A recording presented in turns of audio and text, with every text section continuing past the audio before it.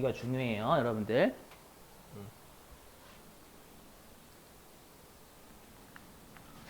자, 우리가 세무조정이라는 거 항상 올해연도 세무조정 하는 겁니다. 올해연도 세무조정이라는 거 당연히 올해연도지 2021년도 세무조정 2021년도 했겠죠.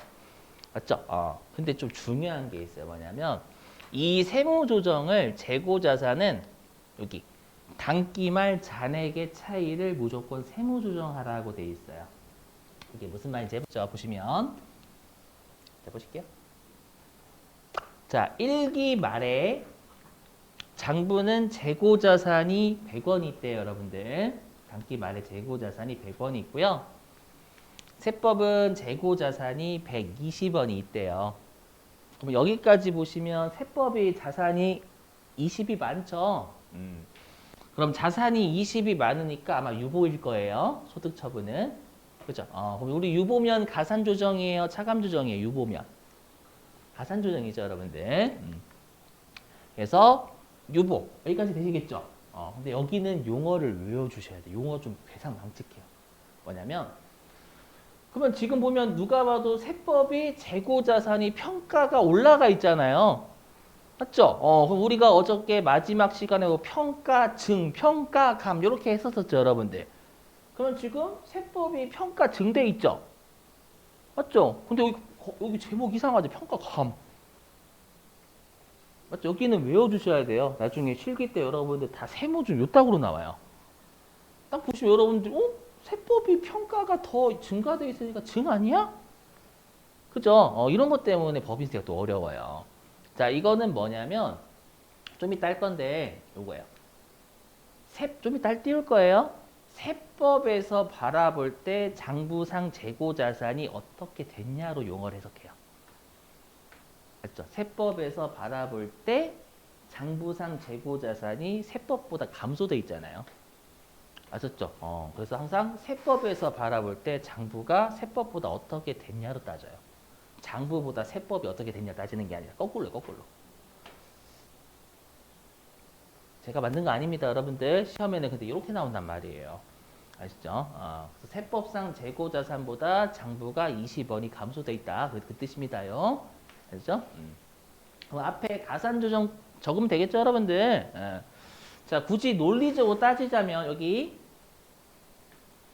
자, 우리가 회계 1급 때부터 상품 티계정 배우시잖아요, 여러분들. 그럼 여기에 있는 건 우리가 지금 기말재고 자산의 평가니까 요 기말재고죠? 그죠? 그럼 지금 세법의 기말재고가 많잖아요. 맞죠? 그럼 매출원가는 어떻게 돼요? 세법이 더 적어요. 이해되시겠어요? 같은 쪽에 있는 놈들 어느 하나가 올라가 어느 하나 내려가잖아요, 여러분들. 맞죠? 그래서 세법이 지금 자산이 많으면 세법이 매출원가라는 비용이 적어요. 장부보다. 이해되시겠어요? 그러면 장부보다 세법이 비용이 적으니까 원래는 송금불산입이에요. 이해되실까요?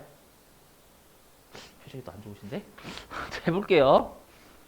만약에 예를 들면 자 기초하고 매입이 1,000원이에요. 여러분 예를 들면 1,000원이면 여기도 1,000원이 돼야 되잖아요. 그죠? 1,000원이 돼야 되는데 지금 장부는 얘가 아이고 죄송해요. 장부는 얘가 100이에요. 장부는 얘가 100이면 장부는 매출원가가 900이겠죠. 되시겠어요? 근데 세법 같은 경우에는 세법은 기말재고를 120으로 보는 거죠. 그러면 세법은 매출원가는 얼마예요? 880이지, 여러분들. 무슨 말인지 이해되시겠어요? 그렇기 때문에 우리가 장부보다 세법이 비용이 20 적으니까 송금불산입일 거란 말이에요. 됐었죠? 이게 FM이에요. 원래 FM. 우리가 FM인데 그럼 여러분들 우리가 처음 세무조정할 때 송금불산입하고 입금산입이 가산조정이었죠? 그때 여기다가 입금산입 쓰면 된대요, 안 된대요?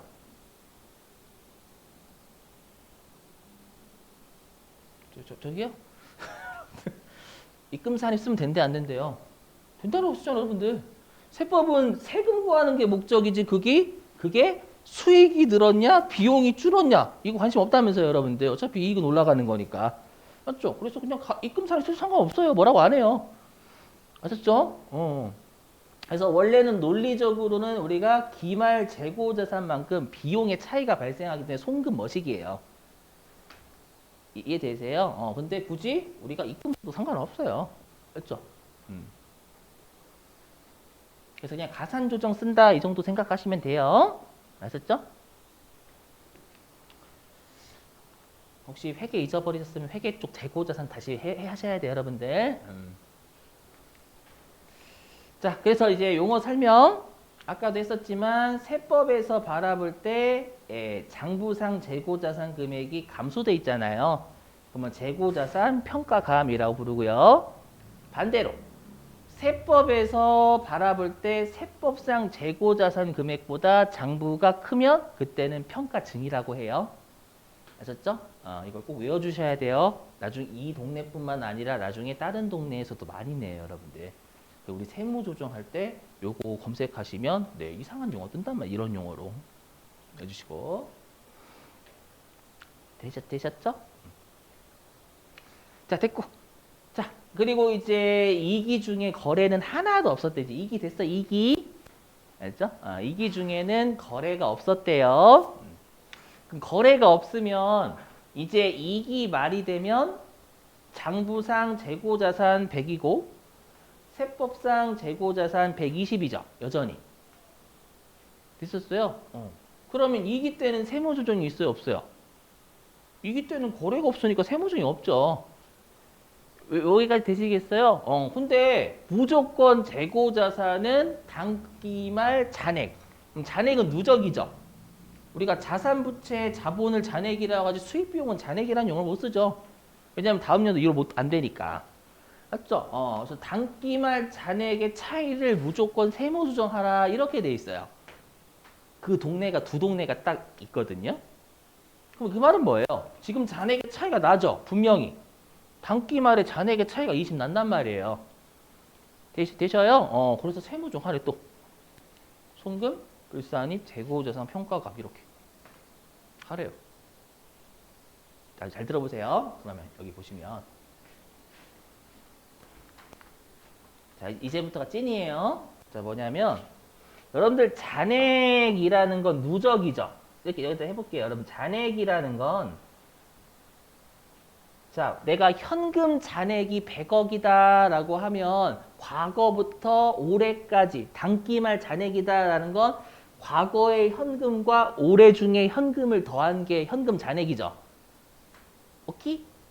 그 말은 잔액이라는 건 과거와 단기가 더해져 있는 개념이란 말이에요.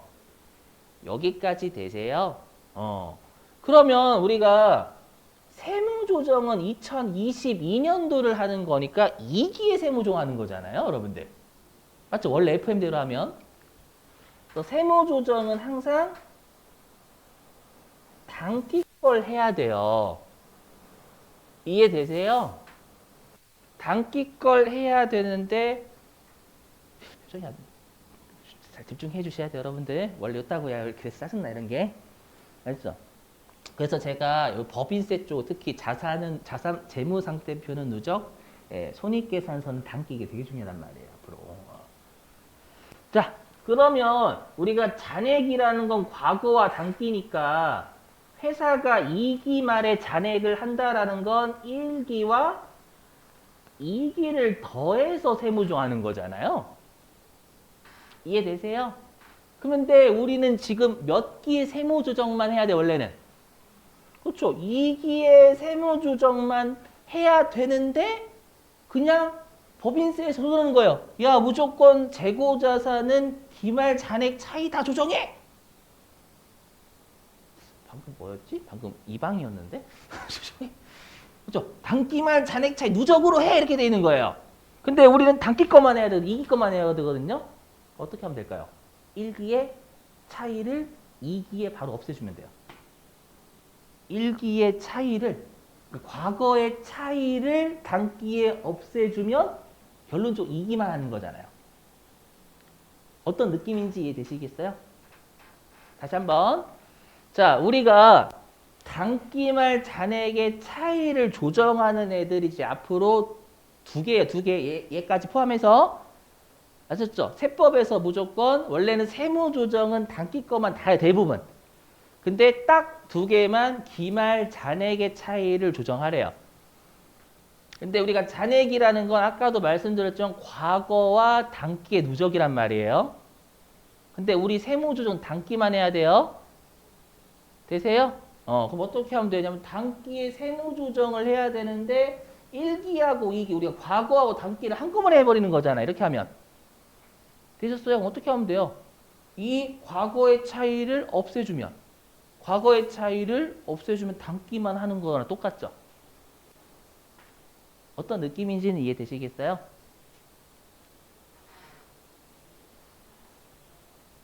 자, 여기다 사례 들어볼게요, 여러분들. 자, 먼저 보시면. 자, 과거에 현금이 내가 70억이 있었고,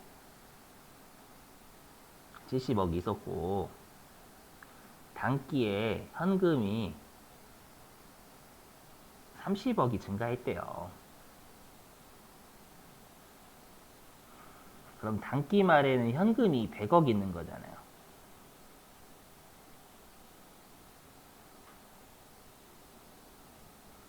그죠? 되세요? 근데 우리가 그러면 세무 조정은 얘만 해야 된단 말이에요. 얘만. 원래. 그렇죠? 세무 조정은 단기 거만 하는 거 원래부터 누적으로 하는 게 아니에요. 전년도 건 전년도 했겠지. 오케이? 그래서 세무 조정은 단기 거만 하는 거예요. 근데 재고자산은 특이하게도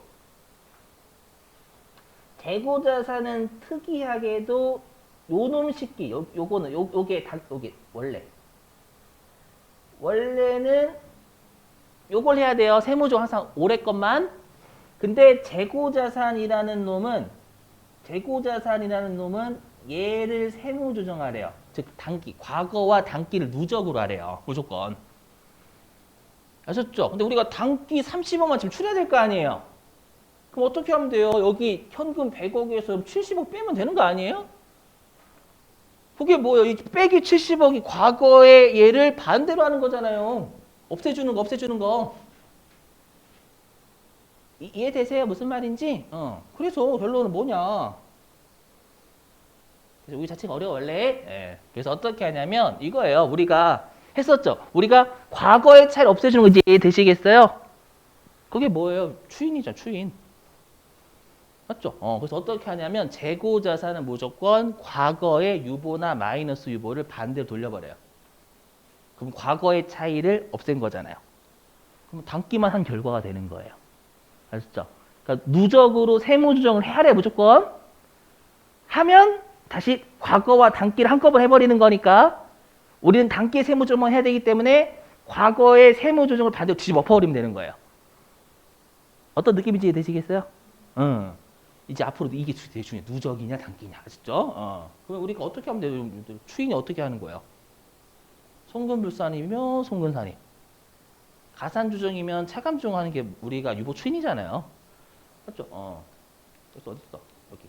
송금? 산임. 또는 뭐 입금 불산임 하셔도 되고. 여긴 가산조정이니까 차감조정. 플러스 유보니까 마이너스 유보. 되세요? 그 다음에 여기죠. 전기 재고자산 평가감. 이렇게 하는 거예요. 2번 끊는 거예요. 2번. 그럼 이 두 개를 우리가 다 이기때 한 거죠. 이 두 개를 이기때 하는 거란 말이에요. 맞죠? 퉁치면 어떻게 되는 거예요? 퉁치면 안 한 결과는 똑같은 거예요. 여기는 가산조, 여기 차감조정이니까 여러분들. 되셨나요? 그래서 외워주셔야 돼요. 우리가 시험에 재고자산 평가 문제인데 갑자기 전년도에 재고자산 평가감이 얼마 있다 또는 평가증이 얼마 있다라고 무조건 추인하고 시작하는 거예요. 그렇죠? 그런 놈이 이제 하나 앞으로 또 남았어요. 그럼 그 동네에서 다시 할게요. 아셨어? 자, 유념 넘어갑니다. 그렇죠?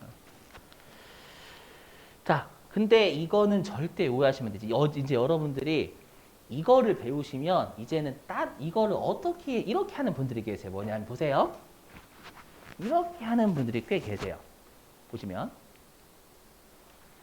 자 1기 말에 장부는 재고자산 100, 세법은 재고자산이 120 있었대요. 그랬다가 이제 60%를 처분한 거예요. 이 재고자산을. 그럼 재고자산이 장부는 얼마 남아있어? 처분하게 되면 40원 있겠죠. 60%는 팔았으니까. 맞죠? 그래서 60원만큼 감소하고요. 재고자산이. 근데 세법은 72원만큼 감소하죠. 되세요? 그러면 얘는 우리가 장부가 자산이 더 감소해야 되는 거잖아요. 죄송해요. 세법이 더 감소하는 거죠. 그럼 세법이 자산이 감소하는 걸 뭐라고 불러요? 마이너스 유보 되시겠어요? 그래서 마이너스 유보 그리고 얘는 마이너스 유보니까 차감 조정하시면 돼요. 되세요? 근데 얘는 여러분들이 지금 추인으로 보시면 추인. 왜냐하면 우리가 자산이 세법이 많았죠. 그죠? 우리가 항상 그 추인 기억나세요? 우리가 많았던 곳에서 차이가 났던 게 소멸하면 추인되는 거. 아니에요, 여러분들. 다시 일단 무시하시고. 그렇죠? 왜냐하면 자산은 처분하면 60%만큼의 차이는 해소될 거 아니에요. 맞죠? 차이가 해소되니까 여기에 60% 곱한 12원의 차이가 반대 세무조 유보 추인이 일어난 거죠, 여러분들. 알죠? 100% 처분하면 둘 다 자산이 0이니까 예, 우리가 이거 전부 다 추인하면 되는 거고. 자, 그랬다가 이제 신규로 다시 재고자산을 매입을 했대요. 자, 150원어치를 매입했는데 장부는 모르고 100원 적어버린 거예요. 네, 그렇게 했다고 가정해 보세요. 그럼 이렇게 하게 되면 우리가 자산이 이제 증가해야죠. 세법이. 여기. 그러면 유보죠, 여러분들? 유보? 맞죠? 그리고 가산조정. 오케이? 이렇게.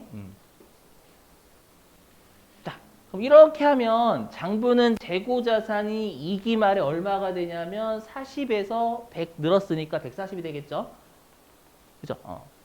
그리고 세법은 2기 말에 120에서 70이 되면 48이고 48에 다시 150 증가했죠. 그럼 198이에요. 되셨어요? 근데 우리가 2기 말 잔액의 차이를 조정을 하면 요거 58만큼 유보 나오죠. 그렇죠? 여기 송금불산 58 유보 나오잖아요, 여러분들. 되셨어요? 근데 이렇게 하게 되면 우리가 1기와 2기를 누적으로 한 거죠. 이건 잔액이니까. 그럼 어떻게 하면 돼요? 1기의 차이를 반대로 세무정하면 되는 거죠, 여러분. 추인하면 되는 거죠. 이해되시겠어요? 그래서 요거 전년도에 재고 여러분들 이거 유보니까 마이너스 유보하고 송금불산이 송금산이 하면 되잖아요. 되실까요? 요거 이해되시겠어요? 조심하실 게 뭐냐면 여러분들 이거는 거래별 세무조정 방식이라 해가지고 2기의 거래가 요거 생겼죠? 맞죠? 이거는 우리가 원래 세무조정 2기만 하는 거잖아요. 지금은. 맞죠? 그러니까 2기에 처분하는 거 세무조정하고 또 신규로 2기에 매입한 거 세무조정 했죠? 그러면 여기 보실게요. 이렇게 거래별로 세무조정을 하게 되면은요. 거래별로 세무조정하게 되면 여기 보시면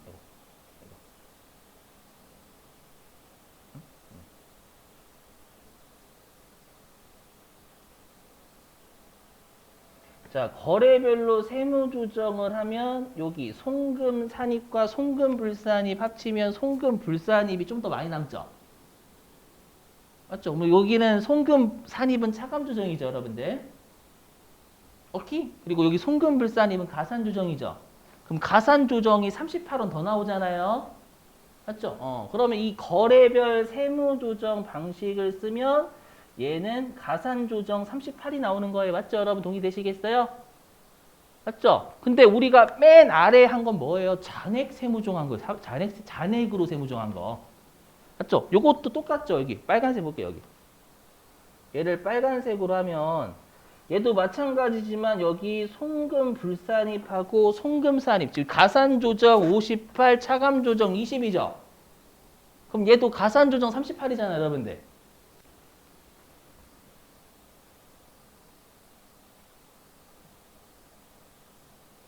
같죠? 근데 이 두 개를 같이 하는 분들이 계세요. 이것도 하고 요것도 하고.